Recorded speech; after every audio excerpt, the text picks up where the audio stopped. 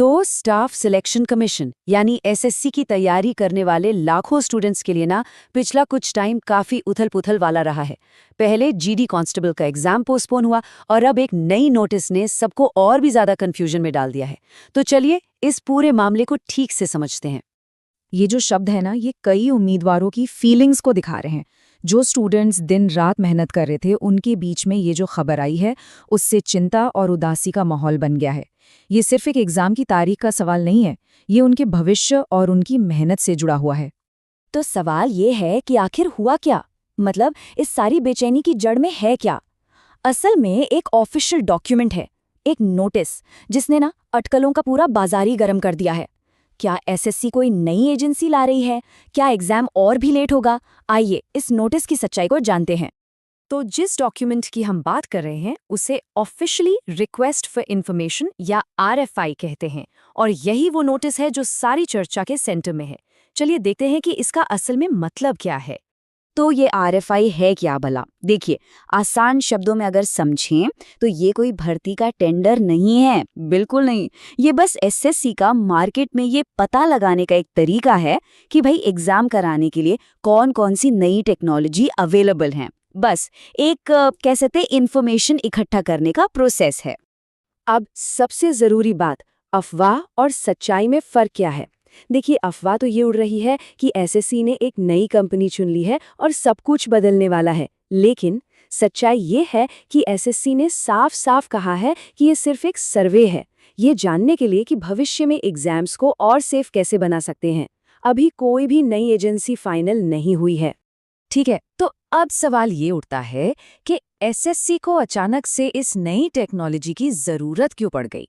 इसका जवाब ना एसएससी के सामने जो चैलेंजेस हैं उनमें ही छिपा है। तो एसएससी ने अपने डॉक्यूमेंट में खुद ही बताया है कि वो ऐसा कर क्यों रहे हैं। सोच कर देखिए, अब एग्जाम्स कितने बड़े हो गए हैं।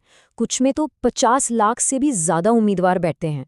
अब इतने बड़े स्केल पर सब कुछ संभालना लगातार मुश्किल होता जा रहा है, और साथ ही कैंडिडेट्स भी अब ज्यादा ट्रांसपेरेंसी की मांग कर रहे हैं, जो कि बिल्कुल सही भी है।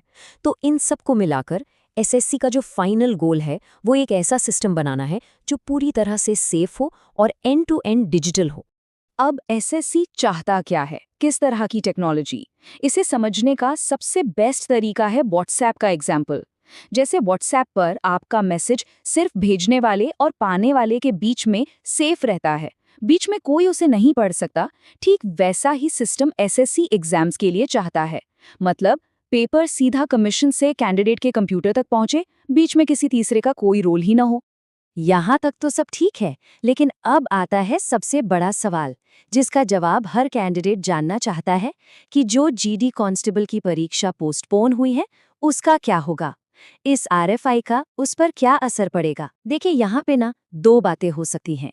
पहली और सबसे ज्यादा उम्मीद वाली सिचुएशन तो ये है कि एसएससी जीडी का एग्जाम जल्द से जल्द जो अभी एजेंसी है उसी के साथ करवा दे, हो सकता है मार्च में ही।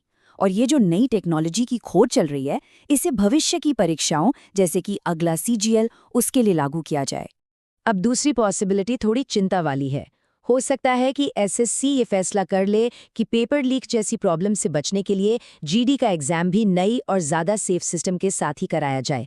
अगर ऐसा हुआ तो नई एजेंसी या टेक्नोलॉजी को लागू करने में टाइम तो लगेगा और एग्जाम मई या उसके बाद तक भी खिसक सकता है। तो कुल मिलाकर देखें तो ये एसएससी का एक लॉन्ग टर्म प्लान लग रहा है। ये अभी के एग्जाम्स और भविष्य की सिक्योरिटी के बीच एक बैलेंस बनाने की कोशिश है। ये कैंडिडेट्स के लिए सब्र का इम्तिहान जरूर है, लेकिन शायद ये बेहतर और फेयर एग्जाम्स की तरफ एक अच्छा कदम भी हो सकता है। तो आखिर में सबसे जरूरी बातें क्या हैं जो हमें याद रखनी है? पहली, एसएससी का नोटिस सिर्फ जानकारी जुटाने के लिए है, कोई टेंडर नहीं। दूसरी, कोई नई एजेंसी अभी फाइनल नहीं हुई है। तीसरी, एसएससी का मकसद एग्जाम्स को ज़्यादा सेफ बनाना है। और सबसे अहम बात, जीडी एग्जाम की नई तारीख पर अभी भी सस्पेंस बना हुआ है। और आखिर में हम इसी सवाल के साथ इसे खत्म करते हैं। एसएससी का ये कदम क्या वाकई में एक ट्रांसपेरेंट और सेफ एग्जाम सिस्टम की तरफ एक सॉलिड शुरुआत है, या फिर ये उन लाखों उम्मीदवारों के लिए बस इंतजार की एक और वजह बन जाएगा जो अपने भविष्य के लिए इतनी मेहनत कर रहे हैं? इस पर सोचेगा जरूर।